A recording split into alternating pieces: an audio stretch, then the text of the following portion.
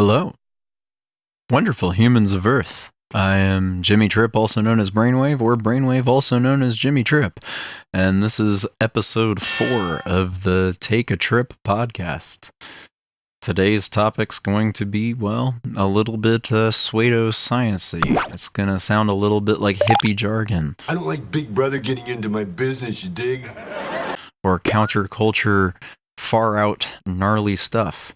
However, I promise you and assure you that there is actual science here. There is actual evidence to support that all of this is not just so metaphysical. It's actually also very applicable. This is very applicable information to everyday scenarios, to people, places, and things, to, the nouns. Yes, nouns, because, yes, a noun is a person, place, or thing.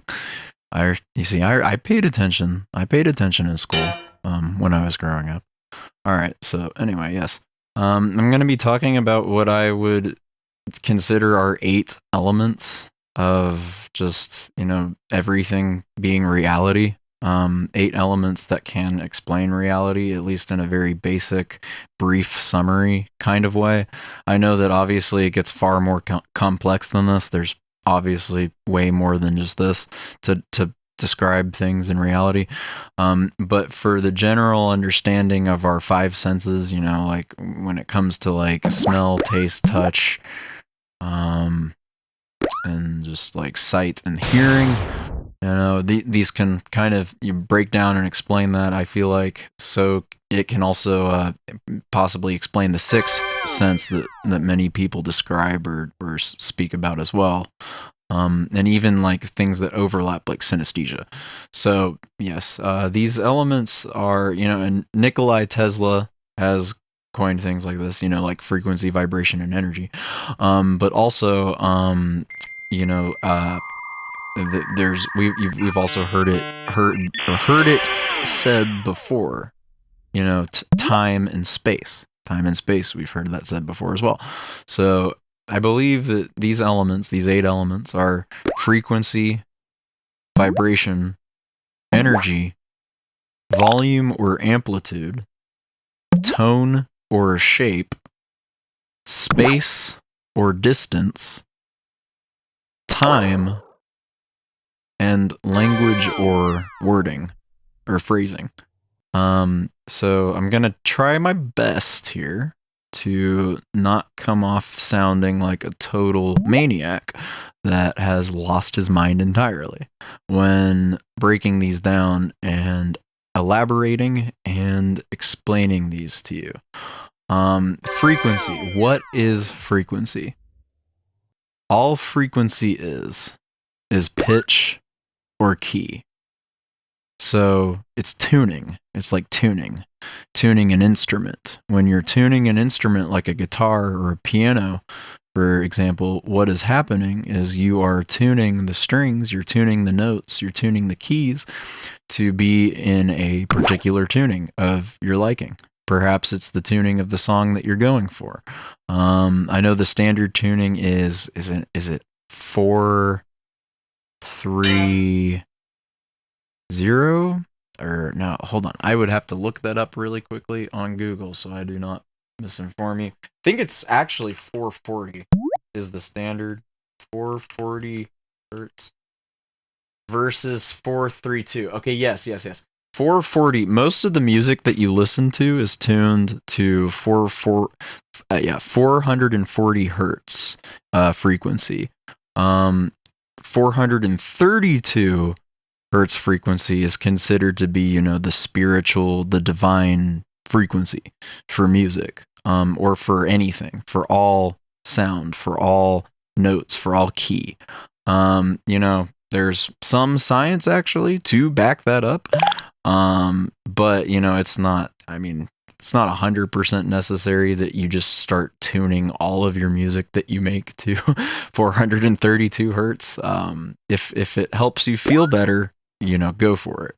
But yes, all frequency is it's pitch, it's key.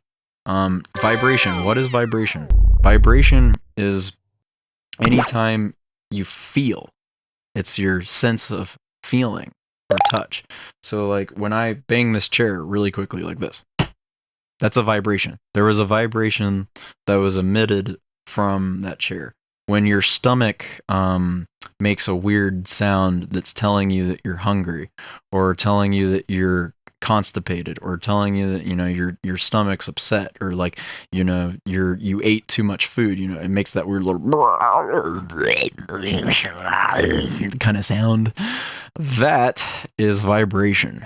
That is vibration. When you're walking outside and you hear your footsteps as you're walking, that's vibration. You feel the vibrations under your feet, underneath your feet as you're walking.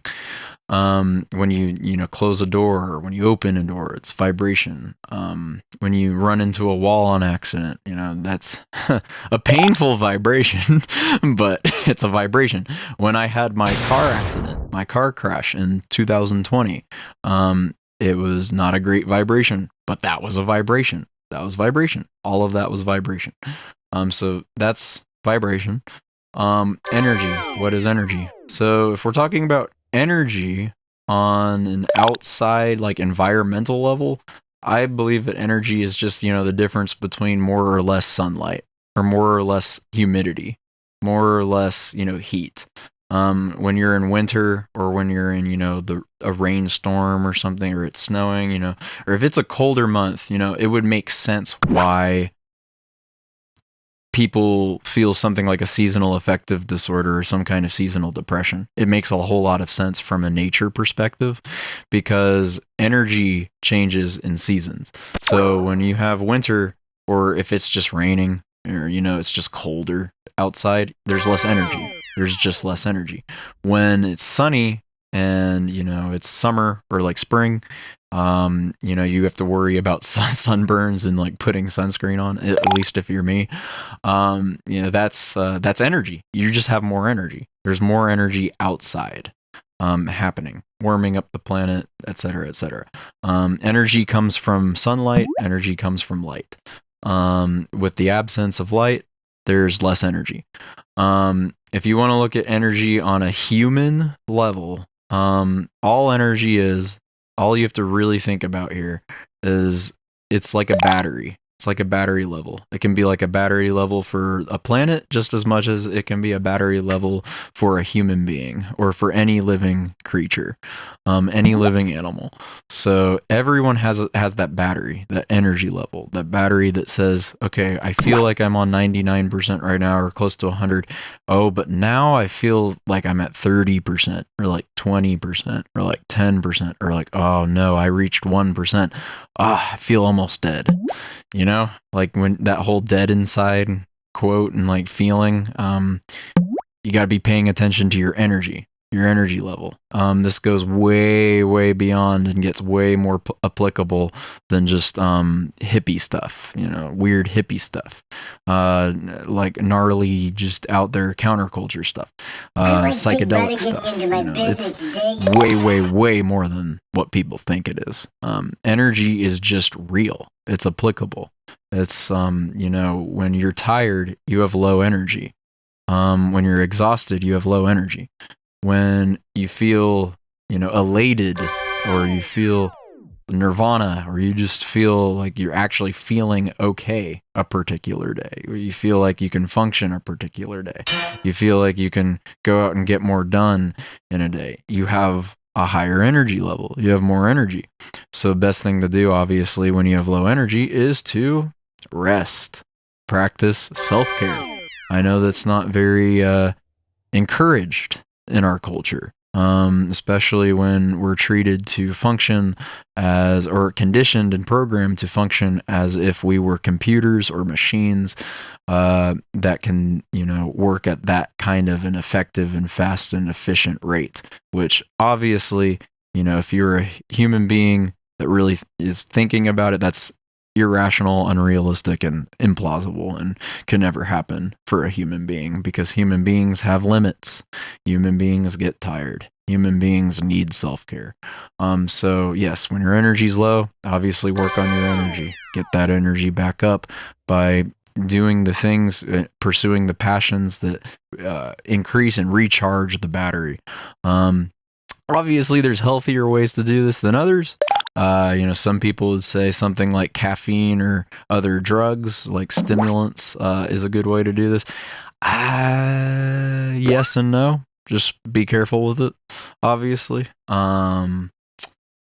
There's ways like meditation, breath work, doing yoga, reading, writing, playing video games. There's ways to get energy level up. And when I say video games, you might think, oh, but you'll become a couch potato. It's like, well, what about Xbox Connect? What about Wii Fit? What about Wii Sports? There are ways to incorporate, if gaming is your thing, there's ways to incorporate video games into healthy self-care that raises your energy level. So just whatever it is you need to do to raise your energy level, figure out what that is. And then hopefully it's not killing you. It's not, making your life worse or, becoming an addiction that's, perhaps harmful. Obviously in clear conscience, do what you need to do to raise your energy level. So number 4, volume or amplitude. What is that? Because I know I went on a tangent there with energy, but what is volume and amplitude? Volume and amplitude, or, it's the same thing. Volume, amplitude. It's just different ways of saying it. It's level. It is level. So when you speak, what is happening? When you hear anything, what is happening? Everything has a volume level. Everything has a decibel level. Everything is either perceived to us as being loud or perceived to us as being quiet.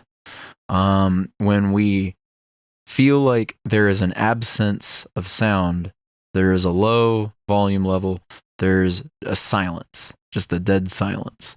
There are noise rooms out there that are very, very soundproofed rooms that are so well done and so well constructed and so well designed and so well made that you can actually go in these rooms and you're essentially going crazy after a while because you just hear your own thoughts because of how silent the room itself is.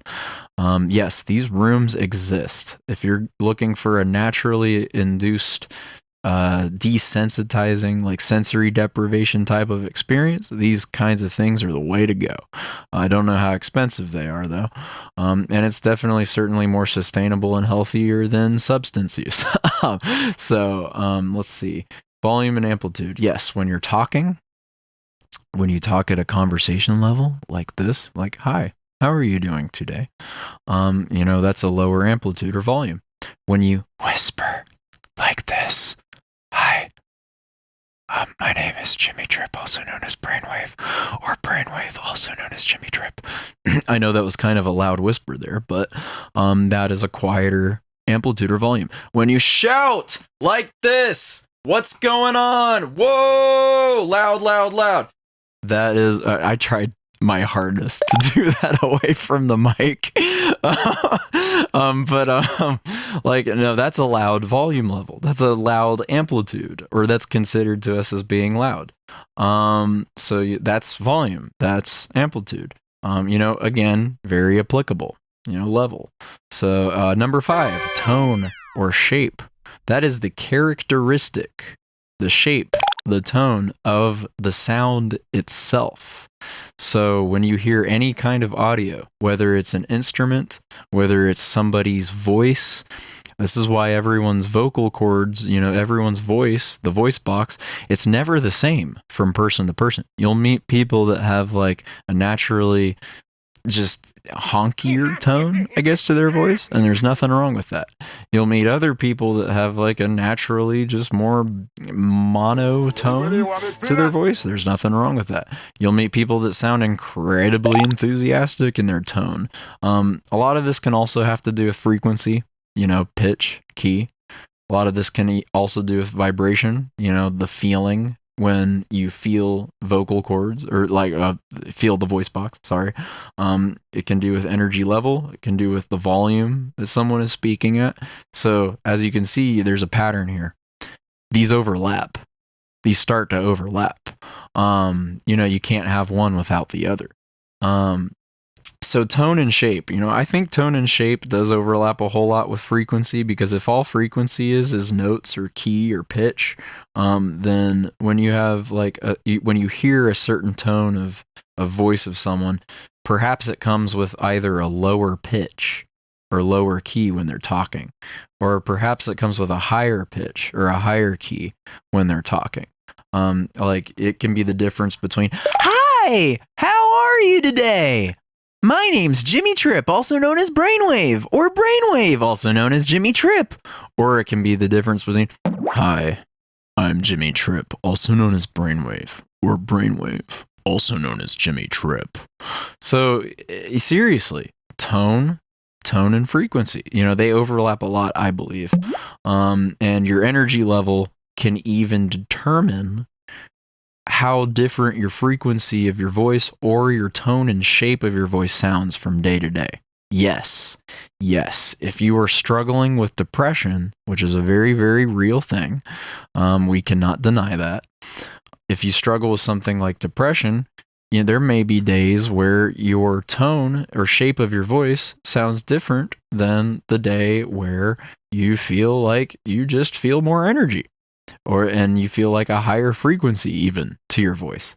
Tone and shape is the difference between, the sound of different instruments. It is the difference between, why a guitar sounds like a guitar or a piano sounds like a piano. And a lot of this can actually do with harmonics as well, harmonic frequencies. A guitar has naturally richer, higher harmonics and high mid harmonics than something like a piano, unless you're playing maybe like a honky tonk piano or like a higher end type of piano, a brighter piano. But if you're playing like an old upright or a grand piano, or like just a lower, a darker tone piano, there's typically less harmonics, so that or higher end harmonics happening. So the energy might seem a bit more damp or dark. The tone seems more damp or dark.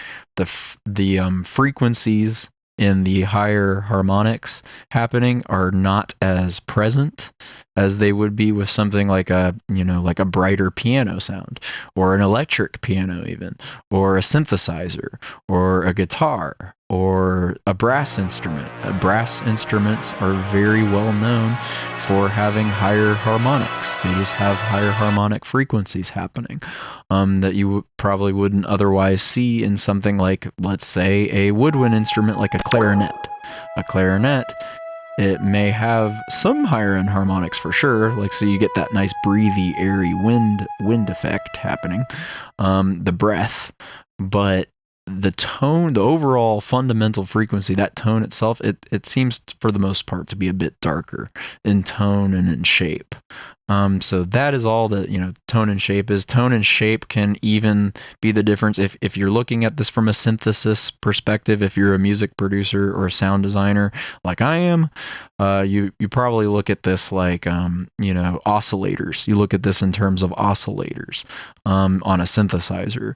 You got your sawtooth, your basic sawtooth waveform. You got your square waveform that can be modulated to also become a pulse waveform. It's just the difference between the width between the square, or in the square. The sine waveform, the noise oscillator, which is just a pure pink or white or brown noise oscillator. This is all tone and shape at play here. This is all tone and shape at play here. This also can have to do again with higher end harmonics. When you have a sine wave, you just got your pure fundamental frequency. You have your pure fundamental note or pitch. Not a whole lot of higher end harmonics happening, if any at all. If it's a pure sine wave, you shouldn't hear any higher end harmonics whatsoever, unless you have an analog. If you have an analog synthesizer, it's very likely you will hear some higher end harmonics in even a sine waveform, and that's just because of the circuitry, the hardware itself. It's just how it is. If it's purely digital, probably likely, though, you'll just hear this very pure sine tone, usually accompanied by a little pop or like a click. I've noticed that with most synths, with most synthesizer VST instrument plugins, there seems to be like this accompanied little doop, like sometimes with most sine waveforms. Forgot to mention triangle waveforms. It's very, very, very, very close to being a sine, but there's just a little bit more of the higher mid harmonics for sure, and lower mid harmonics as well happening in the frequencies. So, tone and shape is still at play here, though, because it's changing the characteristic of the sound you are hearing. And so, with something, with something like, with this in mind, if you are producing music, if you are trying to design your own sounds, you can get very intentional with the sounds you're trying to make. Just having this knowledge. If you're going for a bass sound, you study what basses sound like. If you're trying to synthesize a bass from scratch, it's a low fundamental. It's a fundamental frequency with less harmonics, and sometimes even a triangle waveform. And I would consider a triangle waveform to be kind of like the middle ground, or like it's the bridge between being a sine waveform and a square waveform, in my mind, when I look at it. And depending on the synth you use, there's square waveforms out there that actually naturally have less higher end harmonics. I've seen synths that have a square where the highs are rolled off, and it seems like a little bit of a darker sounding square oscillator, or square waveform. Others where, the highs are more present, the treble's more present, you hear more of that 10K, that 10 kilohertz upwards. So it really does depend on the synth. Sometimes the synth itself can make a difference in the oscillator, the tone and the shape of particular oscillators and those waveforms. So yes, I have spent ridiculously long now talking about tone and shape. Let's go to time and space. So what is time and space? Let's start with space. I gotta go one at a time here. Let's start with space. So what is space? Because space needs to be broken down. Space or distance. Anytime you think about space, usually the common understanding of it is that, someone's talking about space. Oh yeah, they're talking about outer space, like stars, like planets, like galaxies, like the universe, right? It's like, that's outer space. That's the solar system. Entirely different from just general space.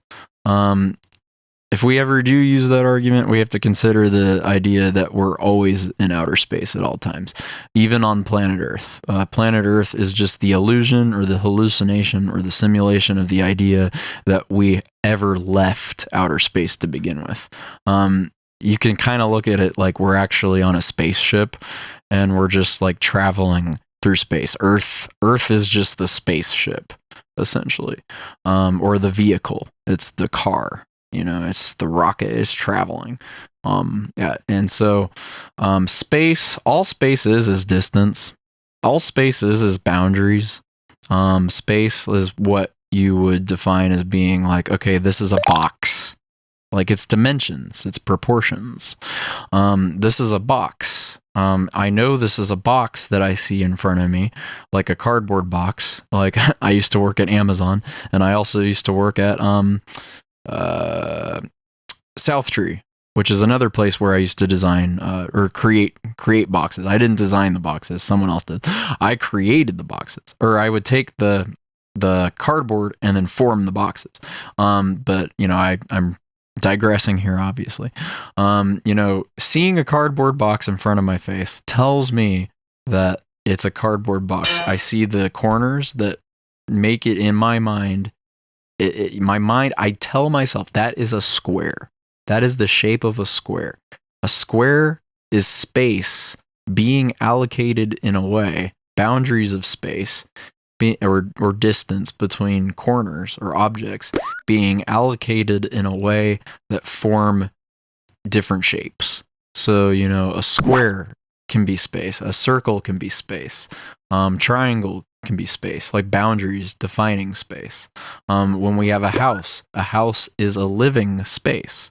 A lot of people don't realize we have a head space. We have a mental space, a psychological space. We have that as well. So that's why it's so emphasized a lot of the time in healthcare and in psychiatry and in therapy to be working on your headspace. It's because what happens is, you're inviting these thoughts in that, might not be the best thoughts. And it's like having tenants come and live in that space and, they're just trashing the entire place. And you feel miserable. You just feel awful all the time. And so, you have a head space and you can only have so much going on at one time up in your mind, up in your head space. So like, in physical space again, though, like even the earth is space. You walk the earth. What happens when you get in your car and you go to work and then you come back home from work? You are traveling from one space to another space. You're traveling a distance. You're traveling a certain distance. And that's why I like to also address space as being distance in other wording, because I feel like it gets the point across better without people immediately assuming I'm just talking about outer space or weird like hippie-ish concepts and things. Okay, you got the job, man. Because this gets very, very applicable. This gets very, very down to earth. This gets very, very, like, it hits home. This is super applicable to daily life. It's just taken me years to be able to actually, like, break it down quite like that. Space. All space is, if we're talking about outer space, it's this vast vacuum, this vast canvas of stars and solar system and planets and galaxies and nebulas and, just all kinds of wacky stuff. But if we're talking about space as it pertains to the planet we live on, you can see space all around you. Space is just the distance between two objects, two people, two places, two things. That's space. Distance. Space is defined by boundaries, by walls, by ceilings, by floors, etc., etc., etc.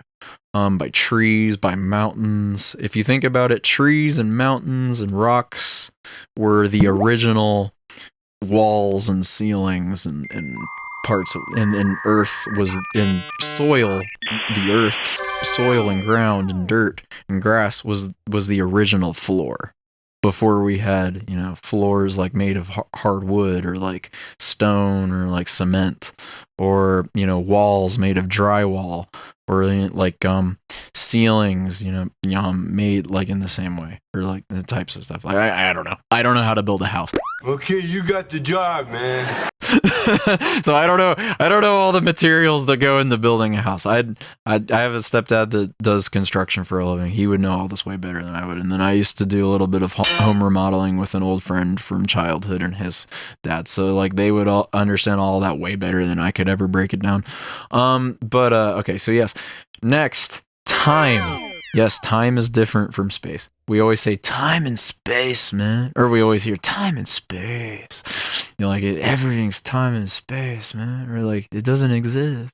Hey, you're one of those idea men, aren't you, man? It's like I could save the topic of time or the element of time for an entirely different day, an entirely different video, and go deep into it, probably for an hour, because of how much there is to talk about time. Especially if we're talking about like, what is time? Does time exist? Does it really exist, or is it an illusion? I could go deep into that for sure.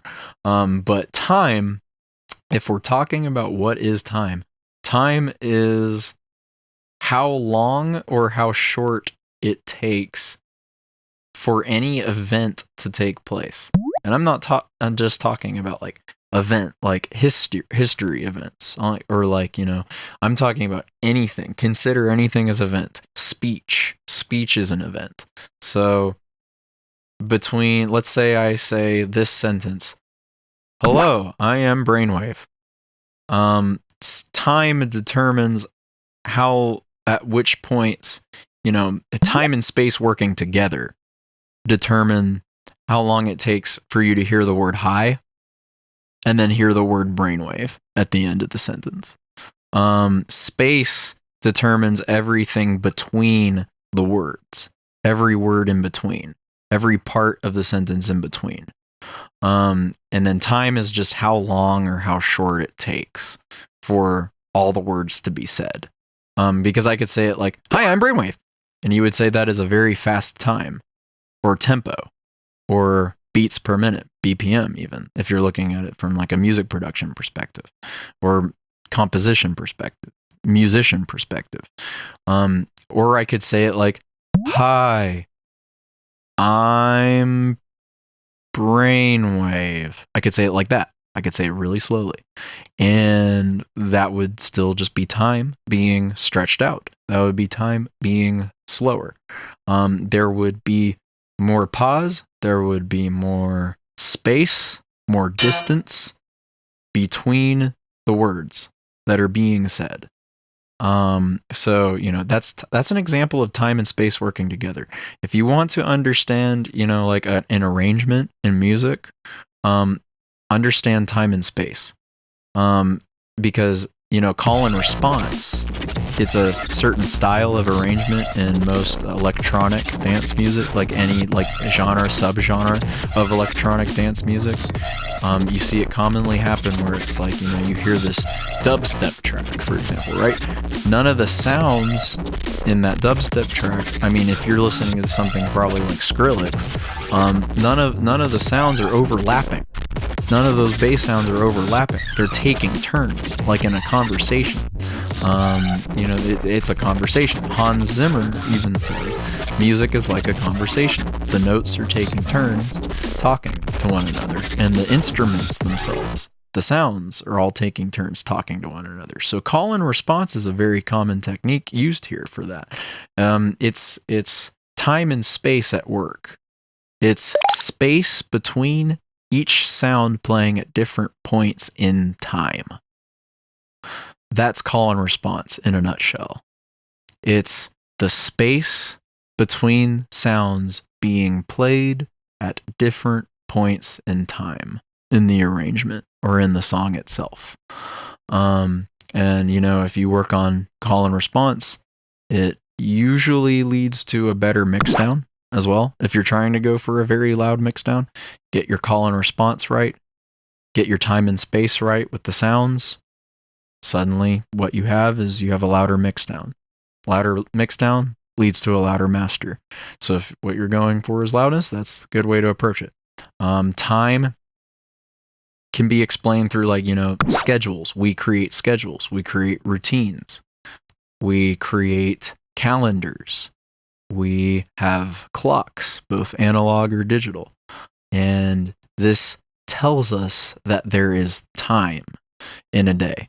We look at the sun rise or the sun set and then the moon come up again. And this is time at work. This is time at work. And time and space again here. When a sun rises and then sets, and then a moon rises and then sets again, and then it all repeats and recycles over and over and over and over and over again, that is space happening. Space between the sun rising and setting. Space between the moon rising and setting. And then time is what determines how quickly or how slowly that is taking place. So that's space or distance and time as best as I can possibly break it down for you. My goodness, it's a mouthful. That's one of the harder ones for me to actually tackle, even still to this day. It's just tough to address that one, or both of those ones. And time is once again, and space both are things I could go crazy on talking about in more detail in other videos in the future. In fact, I would actually love to have people podcast to like talk about it with and like just discuss thoughts and opinions and feelings on it, because it's so vast. It's such a vast topic. Like if we're talking about space and distance and time, and if we're talking about, and this is the wild one, spacelessness, boundarylessness, no distance, absence of distance, or timelessness, the absence of time. That gets really weird and wild pretty quickly. Okay, so now the 8th element and final one here. I'll close the video off on this. Language, wording, or phrasing. This is the final element that I can break down or summarize right now to just help me understand at the moment, components that would make up reality, as we currently understand it, or as we see it with our senses, understand it with our senses. Language, wording, and phrasing, you can see not only in our speech, not only in the words we choose to say, not only in our alphabets, not only in our characters for different languages around the world. You can also see language at work in what we would normally not consider to be language. There's body language, for example. There's body language. There's sign language. That's a big one too. Sign language is part of body language, in my opinion. There is language between animals in the animal kingdom that are not human, or not like what we would consider most of the time to be highly intelligent or evolved beings. That's a topic for a different day. I think that animals are more highly intelligent and evolved than people give them credit for. Personally, I've met a lot of people that say, "Oh, those dumb animals." It's like, no, they're pretty intelligent animals. Actually, they've got some pretty good consciousness going on for sure. Like they know some stuff. They know some stuff is up, and they're just waiting for human beings to get the message a lot of the time. Like, pretty sure animals look at us in the animal kingdom and wonder why in the world we're treating each other so terribly and treating the planet so terribly. The planet itself has a language. God itself has a language. There is literally language, wording, or phrasing in everything, in all things. You just have to be able to learn how to see it. When you look at something like the idea of the Fibonacci sequence, the Fibonacci sequence repeats and reoccurs constantly in nature. You can look at something like, the tree, the rings of the center of a tree, like the base of a tree trunk. And you see those same patterns that you would see in certain plants. Or if you look at your fingertip, what do you see when you see your fingertip? You see the same pattern of rings going in from the outside, outside going in, as you would in a tree or in that same tree trunk. That is in itself a different kind of language. It is nature's language. It is God's language. It's ineffable. It's hard to describe. It's hard to break down without sounding like a total, basket case for it. I'm sure that if you've ever tried to have these kinds of conversations before with other people who just simply do not like these kinds of conversations, I'm sure you've felt the same way before. I'm sure that you've perhaps tried to talk about stuff like this and you've been shut down before for it. You've been judged before for it. You have felt like you just needed to, shut up about it. And if that's you, I know where you're coming from. I know how you feel with that. Language is, the words we choose or choose not to use or say. Language is, the way we phrase sentence structuring or grammar or, just like anything like that. So that is language. Now, language, time, space and distance, tone and shape, volume and amplitude, energy, vibration, and frequency all work together. All these 8 elements work to essentially help us survive as human beings, or as any living creature. Every living creature implements these principles. Frequency, when you're having conversation with another person, frequency is going to be how loud or how high pitched or how low pitched you're going to sound when talking to that person. Vibration is going to determine what does it feel like when you're talking to that person. Can you feel their vibrations coming from their throat? Probably not, because if you're talking from a distance, I've noticed I never really feel another person's vibration coming straight from them or directly from them as they're speaking. I feel my vibration though, and that's something important to keep in mind here. When I'm speaking, or when you're speaking, you feel your own vibration. You feel the vibration in your voice box, in your throat, moving through your body. Like when I'm talking like this, I am feeling myself talk. So, that's implemented in conversation. Energy is how much energy you feel, or how your battery feels when you are socializing. Volume and amplitude is how loudly or how quietly in conversation you are speaking, or the other person speaking. Tone or shape is the tone or shape or characteristic of your voice when you're speaking or when someone else is speaking. Space or distance is the space or distance between words that are being said. When you have a conversation with another person, typically it should go 2 ways. It should never be one-sided, right? That's a healthy conversation most of the time. Meaning that you implement or practice space or distance. You apply space or distance in socializing. You give that person space to be able to say what they need to say. And then that person, it's reciprocated.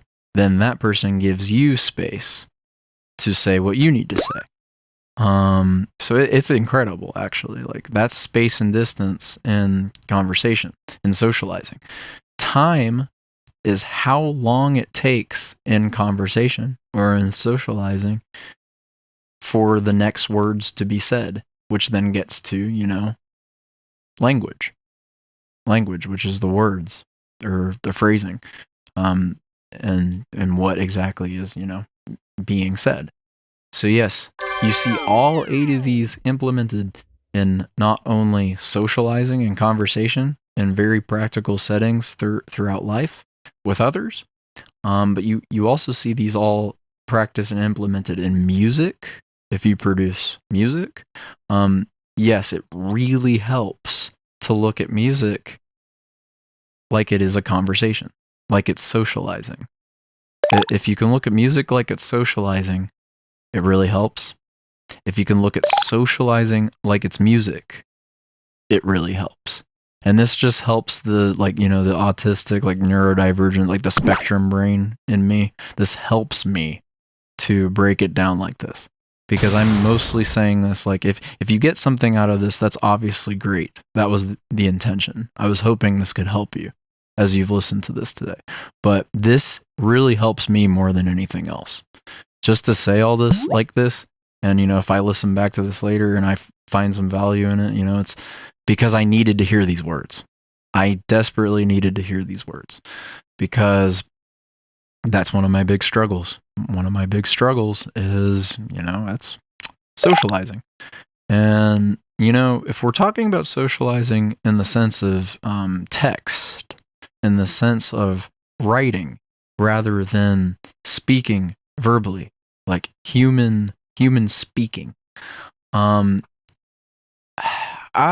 as much as I think text is convenient, as much as I think text is a powerful innovation in technology and society today, I can see how a lot can be misinterpreted through text. With text, you have a harder time detecting frequency, detecting vibration, detecting energy, detecting volume, These can kind of be a little bit more easily digestible or dissectable if someone's speaking in all caps or using a lot of emojis or emoticons. Then frequency, vibration, energy, and volume seem a little bit more at play. Like you can see the fluctuation, you can see the difference between it all. But for the most part, it's very hard over text to detect someone's frequency, someone's vibrations, someone's energies, someone's volume or amplitude, the tone or shape of their voice, even, especially. Space, distance, and time. That was a little weirder. Because obviously, space and time, that's just how far apart and how long or how short it's taking for someone to reply to us, or for how long it's taking us to reply to someone else, because obviously, it goes both ways. I'm terrible about, actually consistently replying to people. When you struggle, right? But when it comes to language, wording, or phrasing, that eighth element seems to be one of the only elements I ever seem to see in text, for the most part. That is why, as I've gotten older now, and as I've hit this point now in my life with reclusiveness and with a pandemic that happened and with isolating and with, quarantine stuff and just social distancing, pandemic life, all that stuff.